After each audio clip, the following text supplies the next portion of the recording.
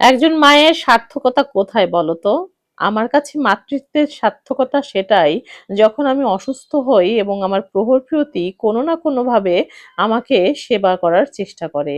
আমি অসুস্থ তোমরা কিন্তু জানো। এখন যদিও অনেকটাই সুস্থ বোধ করছি, কিন্তু আমার প্রহরপ্রিয়তি কিভাবে দেখো নিজ হাতে ড্রাগন কেটে নিয়ে এসেছে, সাথে কাসুন্দি দিয়ে মেখে এনেছে যাতে করে আমার খেতে ভালো লাগে। যেহেতু সকাল বিকাল সবসময়ই আমার বাসায় রুটির প্রয়োজন হয়, তাই আমি ৩-৪ দিন পর পরই আমার বুয়াকে দিয়ে কিছু রুটি বানিয়ে রাখি। আগে আমি নিজে হাতেই রুটি বানাতাম। কিন্তু ইদানিং কেন জানি রুটি বানালেই আমার শারীরিক সমস্যা দেখা দেয়। যেমন বুক ব্যথা করে, পিঠ ব্যথা করে।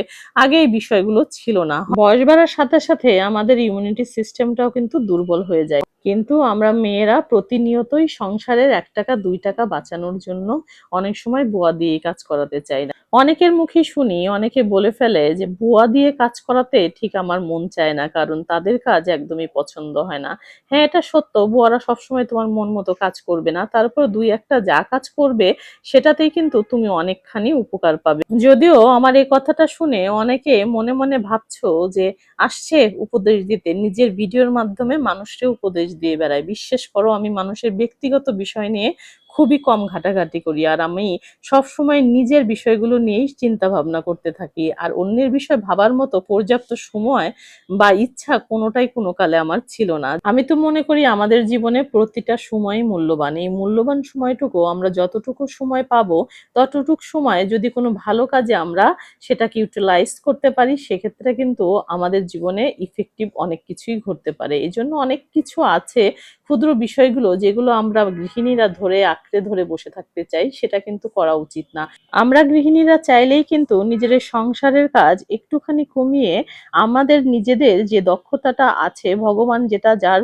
জন্য দিয়ে দিয়েছেন, যে যে গুণটা নিয়ে পৃথিবীতে এসেছে, সেই জিনিসটাকে কাজে লাগিয়ে অনেক কিছুই করতে পারি। হতে পারে সেটা হাতের কাজ শিখতে পারি, সেটা দিয়ে আমরা আর্নিং করতে পারি। হতে পারে ছোটখাটো একটা বুটিক্স শপ করতে পারি, অনেক কিছুই করতে পারি। কিন্তু আমরা কেন জানি সংসারের বাইরে অন্য কোনো কিছু চিন্তাই করতে পারি না। ইদানিং প্রহরকে সকালে রুটি খেতেই বললে বলে, মা ছোলার ডাল করেছো? কি এক মুশকিলে পড়েছি, প্রতিদিন প্রতিদিন কি ছোলার ডাল করা যায়? তাই তো আজকে মাছ মাংস কোনো কিছুই রান্না করিনি, প্রহরের জন্য ছোলার ডাল দিয়ে ডিম করে ফেলেছি। ছোলার ডালটা আজকে আমি এভাবে রান্না করেছি একটাই কারণ, এই ডালটা যেমন রুটি দিয়ে খেতে ভালো লাগে, তেমনি কিন্তু ভাত দিয়েও খেতে ভালো লাগে। সংসারে এক ঢিলে অনেকগুলো পাখি মারতে হয়, তার মধ্যে আমার এই ডিমের তরকারিটা একটা। কারণ এখন এই ডালটা দিয়ে আমি প্রহরের বাবাকে ব্রেকফাস্ট দিব। আবার এই ডালটার সাথে কোনো রকম একটা ভাজি দিয়ে কিন্তু প্রহরের বাবার লাঞ্চ বক্সটাও রেডি করে দেব। কি এক ঢিলে ২ পাখি মারা হলো না? এভাবে কিন্তু প্রতিনিয়তই আমাদের বুদ্ধি করেই কাজ করে যেতে হয়। কি বলো?